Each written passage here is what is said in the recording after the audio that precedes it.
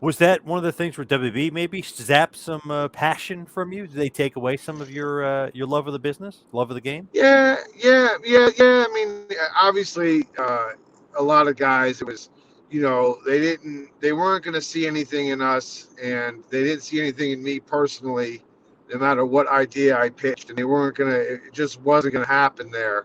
And it's sad because that's your childhood goal as a kid to kind of get in there and be a WWE wrestler. And once you achieve that goal, it's almost as if it's the worst part of your career.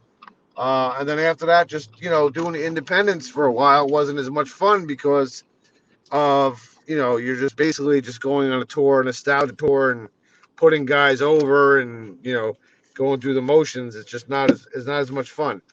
So now all of a sudden I'm having fun again. I'm really enjoying myself, and it's been a wild, fun ride. I'm sorry, I'm getting myself a little juice here. I'm gonna power myself up here. With that, though, like the goal is to make it WWE, they just don't listen. Even if you pitch ideas, they don't care. What is their I problem? What's up I with just that? don't think that I just think that the ECW guys weren't going to be. We were just ushering their vision of what ECW should have been. That's just my opinion on it. And I just think that it is what it is. It's a business, and that's they just didn't see it in us. They didn't see it in me. And like I said, no ill will, or I don't use that as it doesn't. I don't wake up every day with that. Like I let a lot of stuff go a long time ago, so I don't have any of that. But it just wasn't there. And in the creative process, they're creative people whose job is to be creative and find creative things for people to do. They just didn't see it, so I got the old. We're going in a different creative direction, whatever that means. And you have two choices there. You can kind of pick up the pieces and figure out your life, or you can kind of just kind of sit in the muck and live in that. And I decided a long time ago to just kind of pick up the pieces and put myself back together. And I've been pretty successful since then. So again, I don't hold any ill will, but it wasn't exactly the shining part of my career either. So How'd you get in there to begin with? Is that like a Paul Heyman thing? Does he bring you in? Tommy Dreamer hired me. So like I guess when they brought back ECW to WWE, it was one of those things where they were going through guys that could literally still, uh, you know, that could be good hands. And I guess my name came up, and I got the call from Tommy Dreamer when I was sitting in the park one day, and it was pretty cool. It was a pretty cool moment to be hired and to get that call from one of my best friends in the business and in life. So, but yeah, it was a bunch of us brought in, and a bunch of us let go at the same time. Really, so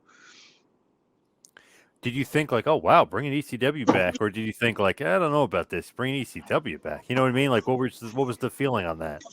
at first it was like this is awesome. Like you're bringing ECW back, and the way it was described, it was going to go to all the same towns and the same buildings. But you find out pretty quickly that that wasn't the plan, and they had their own kind of version of like a third brand of bringing those developmental guys in, and we were phased out and used to get those guys over. So like I said, it's that's the nature of the business. It is what it is. But at the same time, like it was. I don't know if I had if I what my idea of what it was going to be. Um, but at the same time, it's just one of those things where it just was what it was. It was a business decision, and we were brought in to kind of shuffle in the new guys and get those guys over and get phased out, and that's just what it was. But again, a period, a chapter in the book, but a chapter nonetheless. So like again, nothing, no big deal, no ill will, just kind of picked myself up, licked the wounds, and made myself a better person. Did they ever promise you anything or tell you anything, or none of No, that kind of stuff? no promises were made. It was just, me and Roadkill were put together. We were sent down to their OVW system at the time to kind of get I guess retrained or reassociated with how they do tag team wrestling, and then once we got to that main roster, we did a few loops together. Then they separated, and then once that happened, we were never. Just wasn't the same. We were just, like I said, just there to get some guys over and be moved out. Did you think like, okay, like Paul Heyman is there, like he could do something, he's got a voice, or were you thinking like, Paul doesn't really have any power either at this point? As far as like the booking of ECW.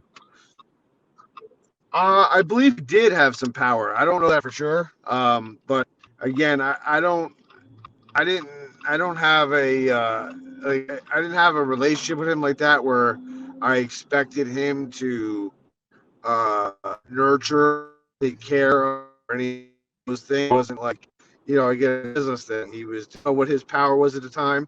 So again, it's not his. It was ultimately Vince's decision on those things, I would imagine, or whoever else. But like, I don't have any really knowledge or who had the actual final say in any of that stuff.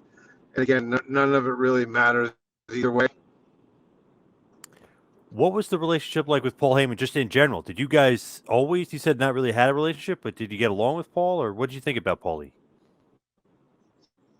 Uh, I think he's a very creative mind for the business. He's doing what he's where he is right now. He's one of the most influential managers of all time.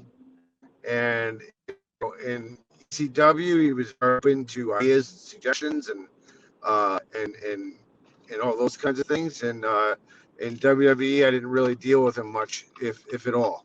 Please help me out and like this video, then click the subscribe and get notifications buttons so you don't miss any of my latest shoot interviews, match videos, or news updates. Follow us on Facebook at the Hannibal TV for more live streams and videos. And while you're at it, follow us on Instagram and Twitter at the Hannibal TV.